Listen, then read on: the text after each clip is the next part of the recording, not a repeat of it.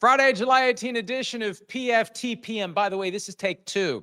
I had gotten started. I had a power outage, and in lieu of picking up wherever the power went out, let's just do it all over again. It can't be any worse this time. There's a chance it may be even better. And this is the slow time. We're creeping closer and closer to the return of football. The slow time has not been slow. And one of the big reasons the slow time has not been slow, the National Football League Players Association. Now, those of you who watched PFT Live the Friday of Memorial Day weekend, Michael Hawley and I were discussing something, and I remembered the collusion grievance ruling that had been successfully hidden by the NFL and the NFL Players Association. I became determined at that point that I was going to smoke that thing out. And ultimately, collaboration with Pablo Torre, he's the one that found the document. He's the one that published the document. We worked together. We pushed each other, challenged each other, and we found out things they don't want us to know. That's the only time actual journalism happens in sports media, when you find out things that they don't want you to know. So, with a follow-up on Thursday that found another grievance that had been hidden after the ruling was issued in February, and other things regarding Lloyd Howell's conflict of interest, the laughable, cartoonish effort to both run the NFL Players Association and work as a paid consultant for a private equity fund that is on the short list of funds that it's ridiculous.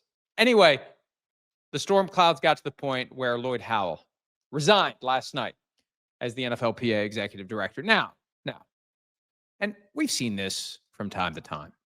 The official version, the real version. The official version, as leaked to ESPN, is Lloyd Howell did this on his own. Members of the executive committee that run the NFLPA were surprised. Okay, there may be a different story. I don't know. And I don't know what the tipping point was. There's reporting still to be done. What was the moment that Lloyd Howell said, I got to get the hell out of here, if that's indeed what he decided to do? Or was there a moment where someone called him and said, hey, Lloyd, probably a good idea if you come to the conclusion that you need to get the hell out of here? But something was the last straw. Something was the tipping point for Lloyd Howell, and we don't know what it was. And it's funny to see other publications kind of try to claim credit for it. We don't know. Was it the latest episode of Pablo Torre Finds Out? Was it the ESPN reporting from yesterday about the 2011 gender discrimination lawsuit against Booz Allen that implicated certain alleged misconduct of Lloyd Howell? Was it reporting still to come? There's other stuff out there percolating. We don't know. All we know is it got to the point where Lloyd Howell decided to get up and go. And roughly 2 years after he got the job, he is done. Stunning. And look, there's two ways to look at this. One, there was stuff that happened since he's been hired that maybe he should have walked away for. Two, there were reasons he never should have gotten the job in the first place.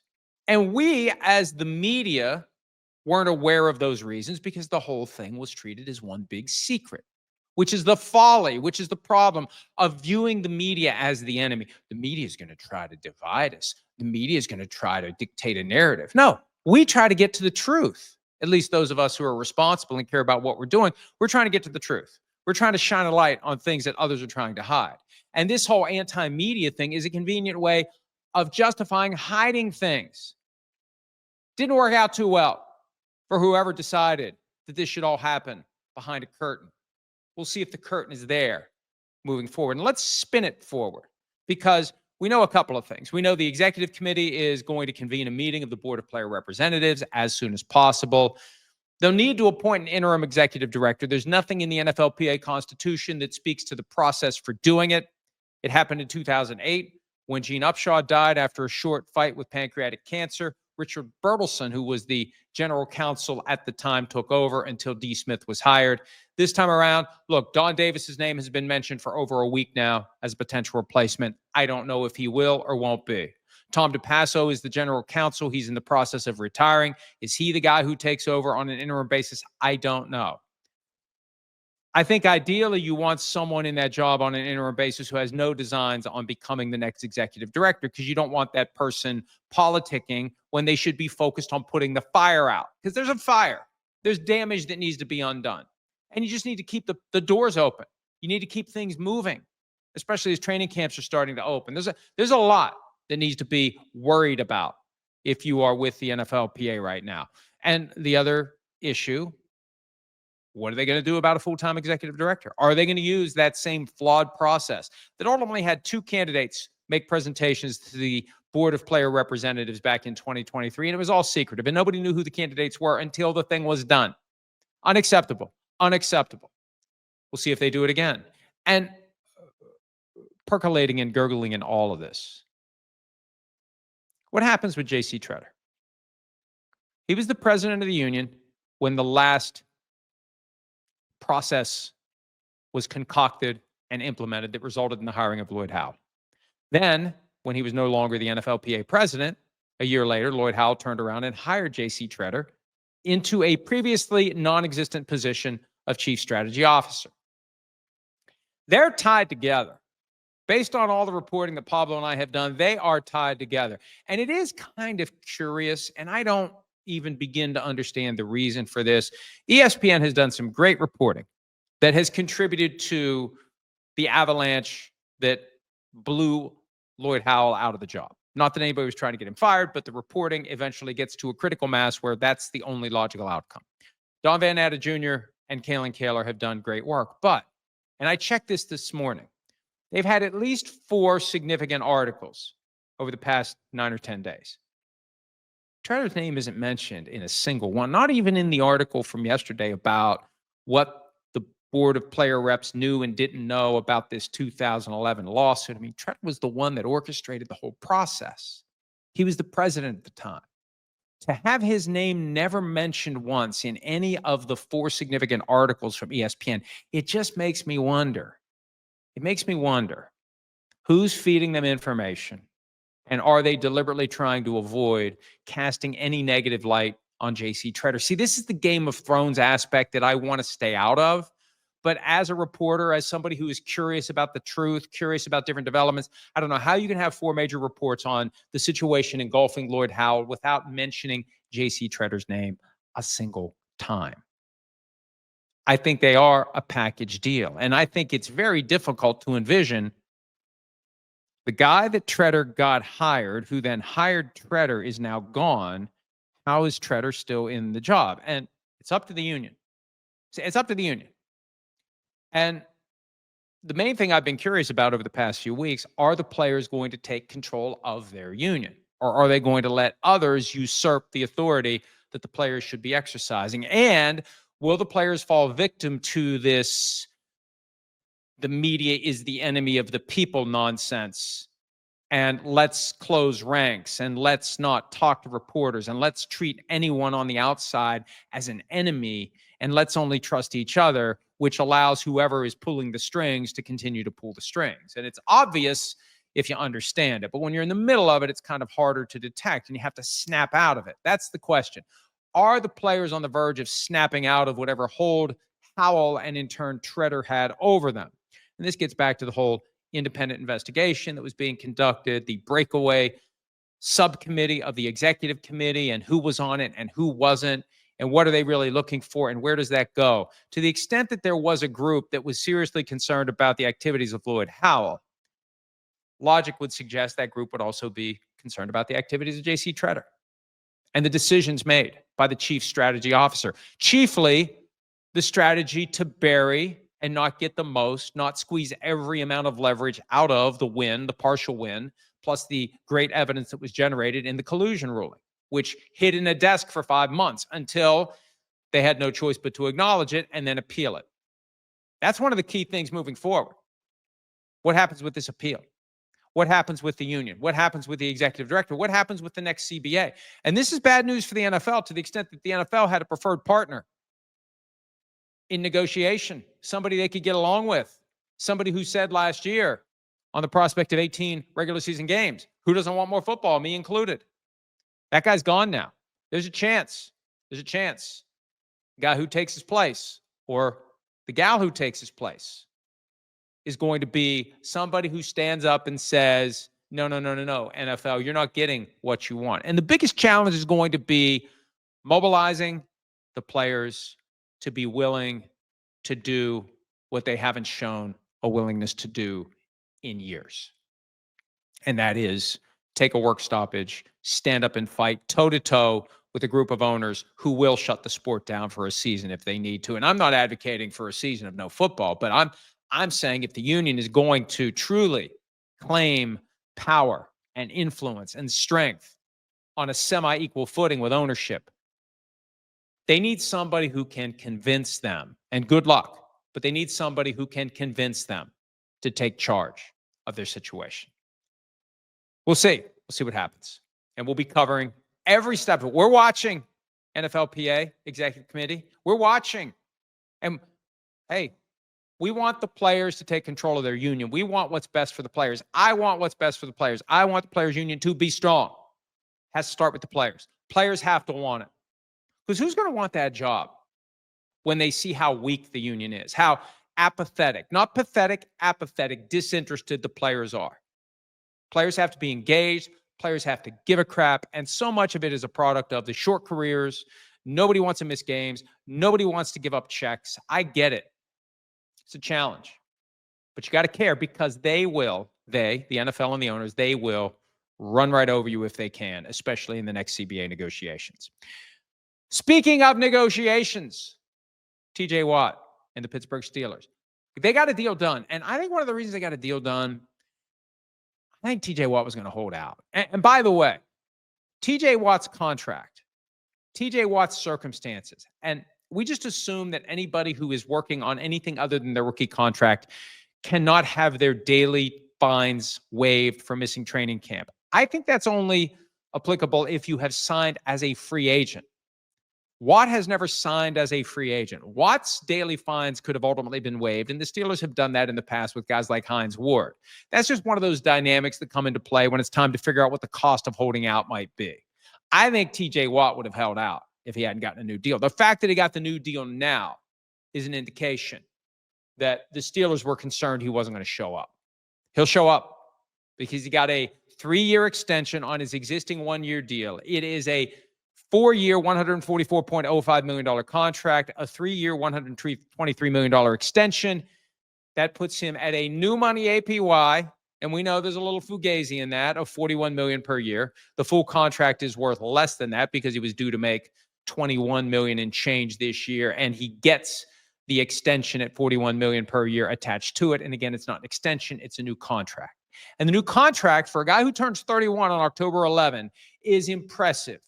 He gets $44 million this year, $32 million next year, $32 million the year after. Every penny for the first 3 years of this 4-year contract is fully guaranteed. At signing, fully guaranteed.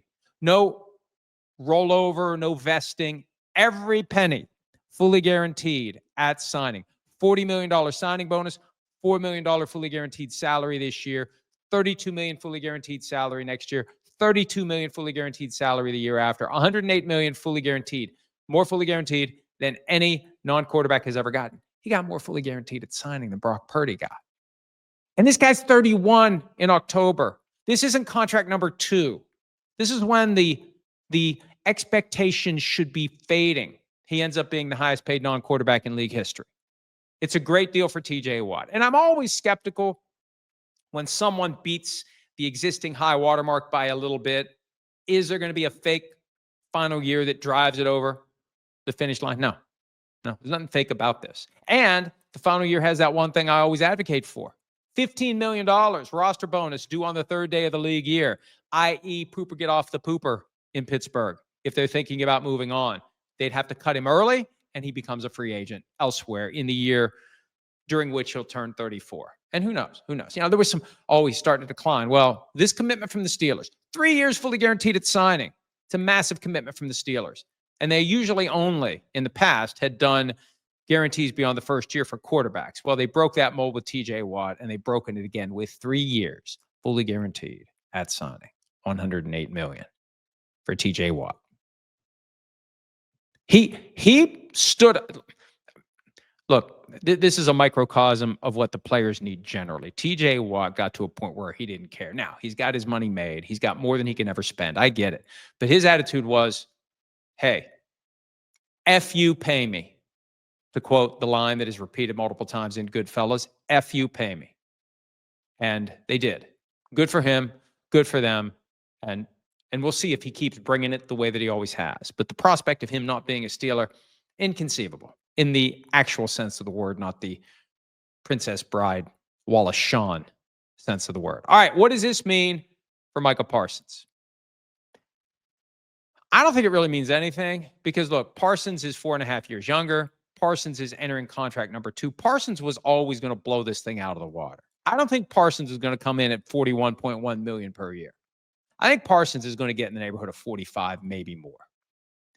Now, will the Cowboys keep dragging their feet? It's moronic. It's idiotic. I was talking to some agents earlier who think the Cowboys are dragging their feet with Parsons just to spite me, which is ludicrous. But if people want to think that, fine.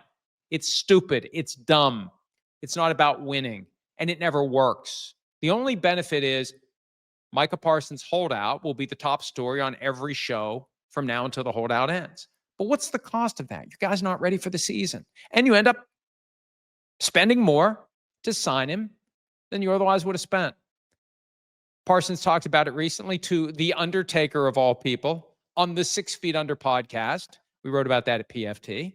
He wanted to do it a year ago. We said a year ago he shouldn't even show up. Don't set foot on the field at the position you play with a salary of $3 million. Don't do it.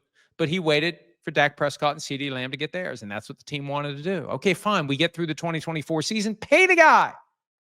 If they would have paid him back in March, I mean, we didn't know Garrett was going to get 40. That blew the market out of the water. The market was at 35 when the offseason began for pass rushers. Then came Max Crosby, who got it north of 35.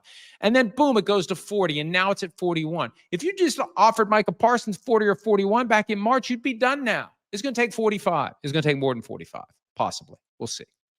But, Micah, don't show up. Don't do it. Don't walk through the door. Don't set foot on the practice field. Don't do anything until they give you what you have earned. And the longer they wait, the more it's going to cost. The Rashee Rice situation had a lot going on behind the scenes, and I had been periodically trying to get an update on what was happening with Rashee Rice. And I was told on a fairly consistent basis, I'll get back to you soon. I'll get back to you soon. Let's talk soon. And I never had a chance to have that conversation before the news hit yesterday that Rice has pleaded guilty to 2 of the felony counts for the street racing incident that happened in Dallas in late March of 2024. Here's what it means. Look, he's going to do 30 days with 5 years probation. The bigger issue is, what will the NFL do? And there are 2 different ways this can go. Now, before I get to the 2 very simple options that the league will have, we need to understand 2 things. One, there's no precedent for this under the personal conduct policy. There's no street racing incident in a major city that resulted in multiple injuries and 8 felony counts with a guilty plea to 2 of them. We don't have something we can reliably point to as what the NFL has done in the past. This is what they'll do now. Also, the NFL does whatever they want to do. So if there was precedent, it wouldn't matter. They decide what's right in the context of each case, and they don't want to be bound by what they've done in the past. They want to be able to make the decision, this is what we think is right for right now. With that background, it can happen, and I'll use these 2 examples because I think it's the best way to encapsulate it, even though the conduct at issue is dramatically different. There's the Justin Tucker outcome. There's the Deshaun Watson outcome. And the Tucker outcome goes like this.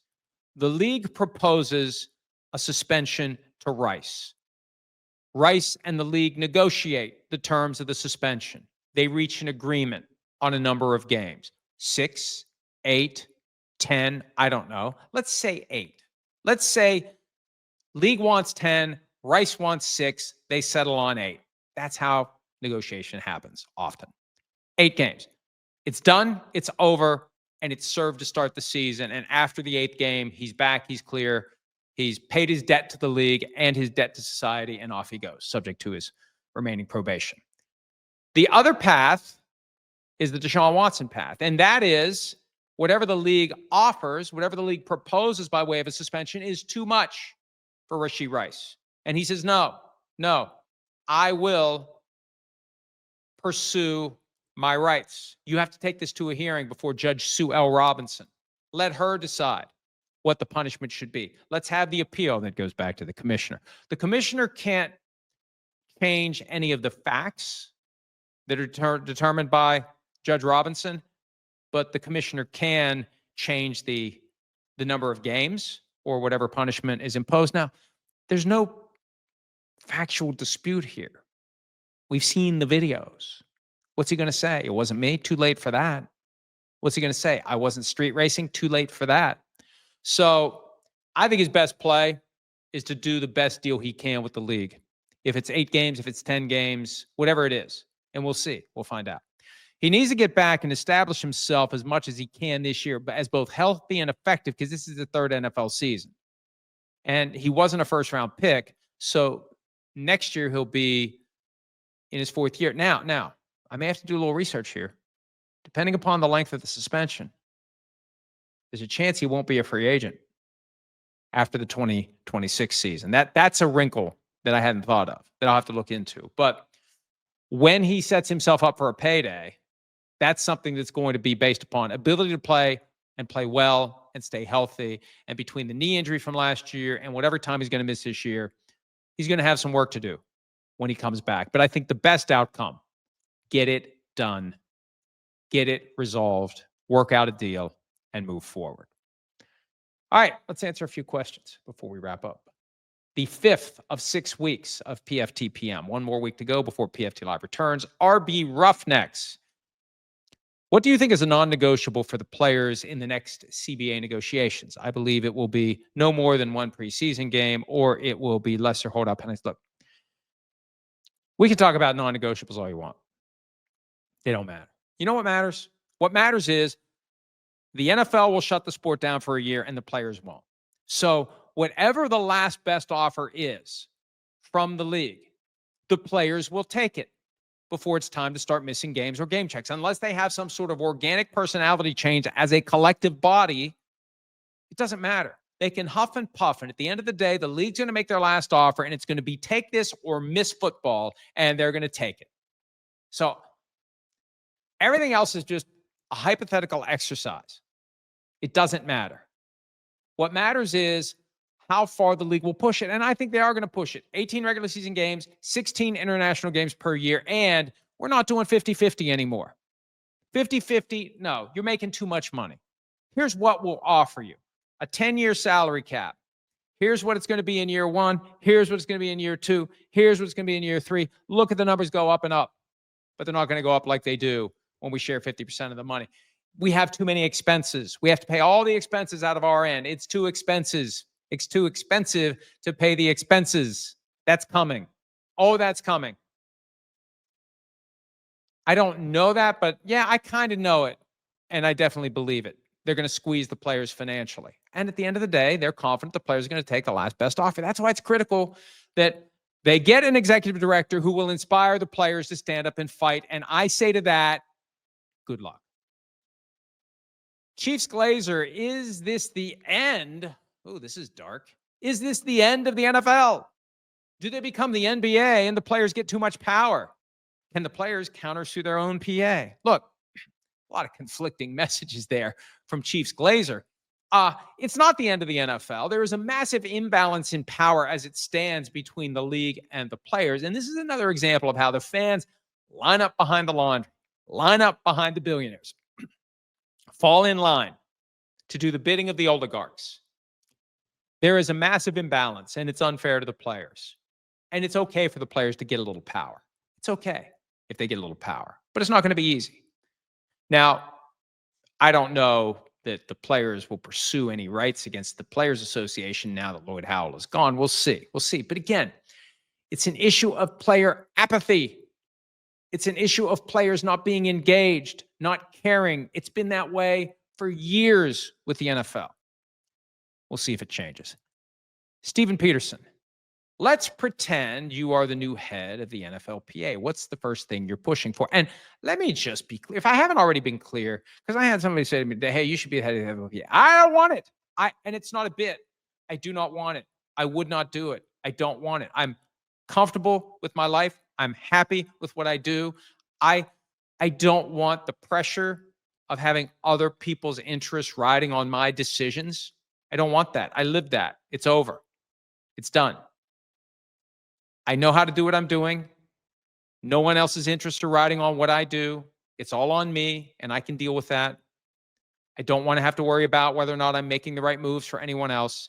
And frankly, I'm not interested in representing a group that doesn't care enough to stand up and take charge. Like, I know what I would say to a room full of player representatives or rank and file. I know what I would say. I know what I would tell them. That's a lot of the stuff I say sitting right here. They don't care enough for me to even begin to consider turning my life upside down to try to represent people who aren't going to stand up and take charge of their own financial collective interests. And I get it. I understand why.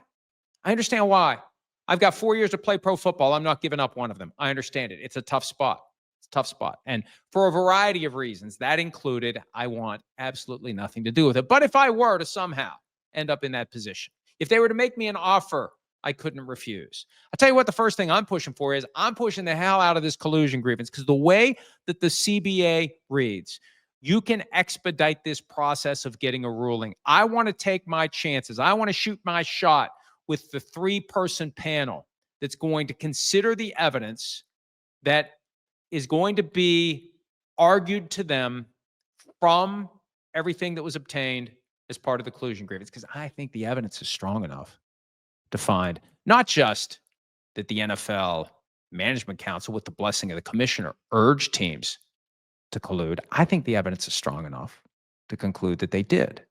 And I think there should be a punishment for the league even without the finding of actual collusion, just the attempt to collude, like attempted robbery, attempted murder, attempted this, attempted that. That has a sanction in criminal law. Why wouldn't attempted collusion have some sort of a sanction? So I would push the hell out of that, and I would not settle it for anything. I got a tiger by the tail. As I wrote yesterday, you got the tiger by the tail, by the legs, and by the balls. You are going to get everything you can out of that collusion grievance appeal. I would push that as hard as I push anything.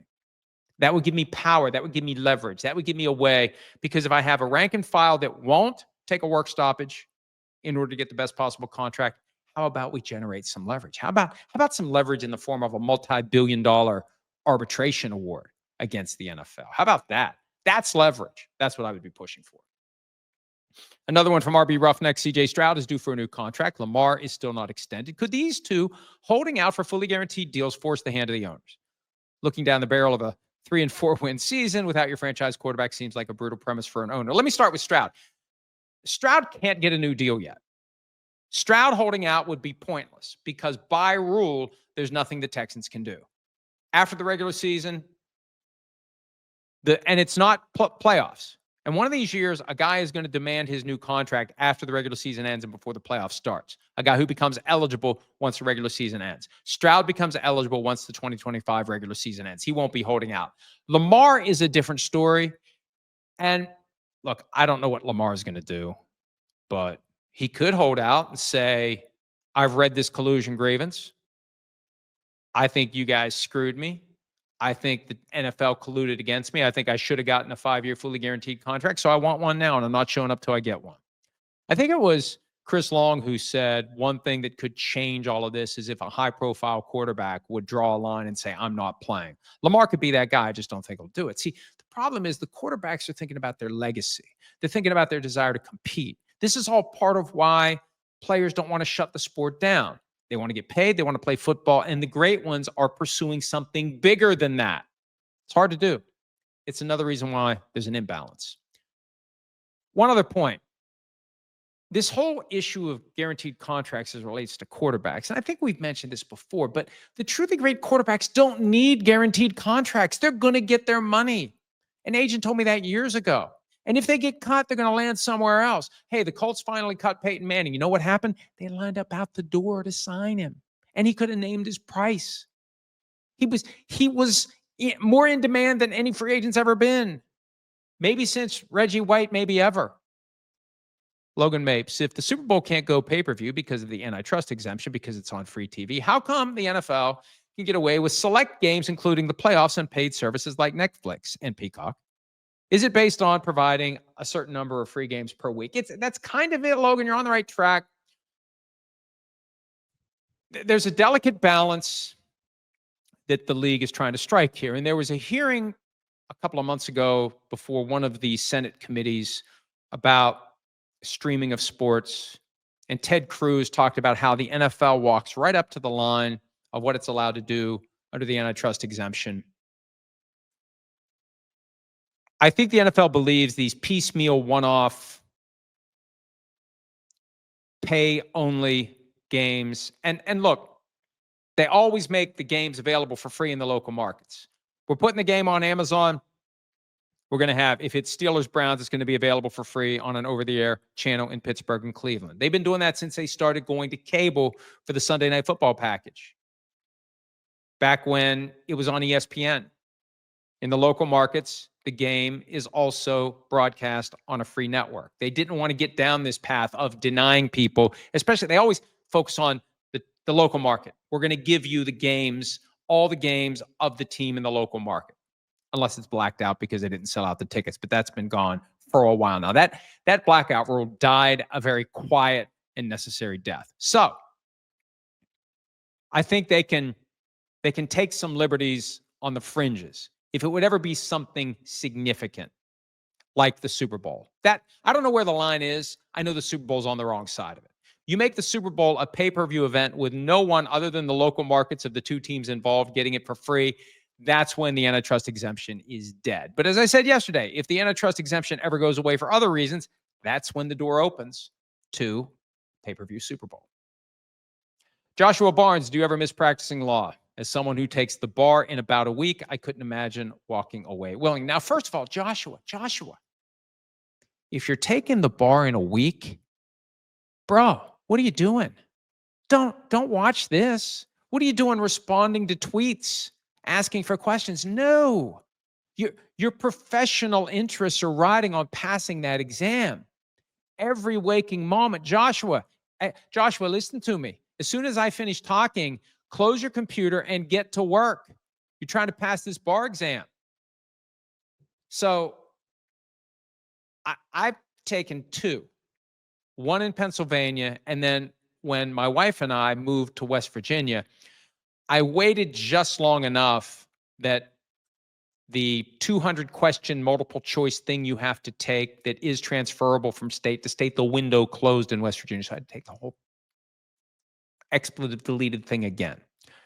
And I know what I did when I was getting ready for the bar exam. Now, there was no Twitter at the time. There barely was television or telephone. There wasn't cell phone in 1991 or 1993, the 2 years I took the bar exam. But man, this close to it, Joshua, I appreciate your support. Don't watch. You can catch up after you take the bar next week. And I don't miss.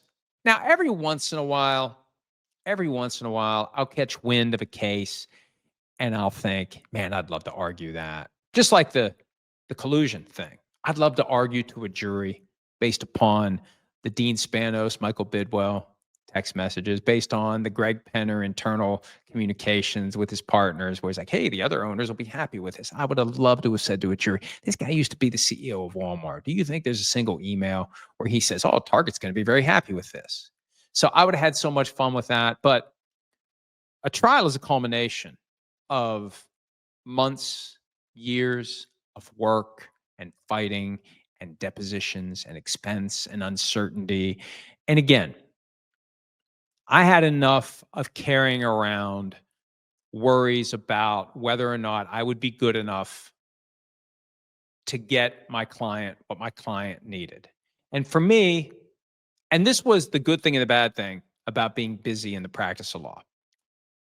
If you win a trial, you've got no time to kick back and enjoy it, especially if you practice alone, because to win a trial means to have set everything else in your practice aside so you could focus only on that trial, just like Joshua, you should be focusing on the bar exam.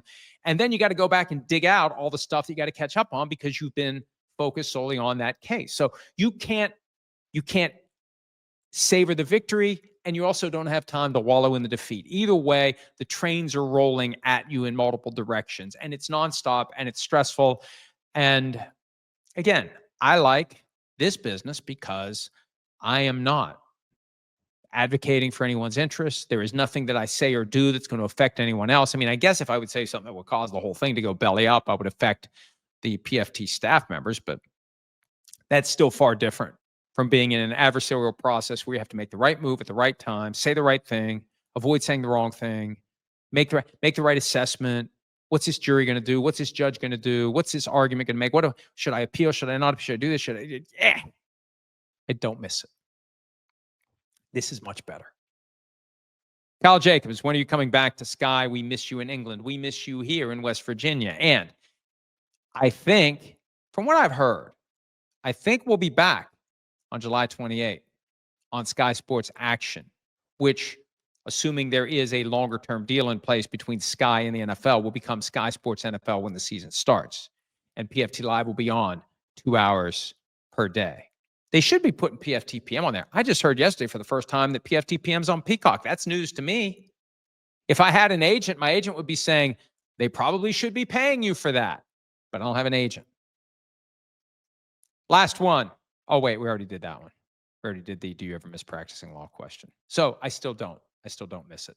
That's it. I'll miss doing the show over the weekend, but we will be back on Monday. And chances are, between now and then, there will be plenty of things to discuss because the NFL never sleeps, it never slows down, and it's going to start speeding up very, very quickly because the first game, the Hall of Fame game, is only 13 days away, and the first game that counts is only 41 days away. The countdown continues to the 2025 season. Thanks, as always, for some of your time. We'll see you back here on Monday, but check us out around the clock all weekend long. There'll be plenty of fresh content at ProFootballTalk.com. Hi, it's Mike Florio. Thanks for watching PFT on YouTube. Hit subscribe for the latest news and analysis from Pro Football Talk.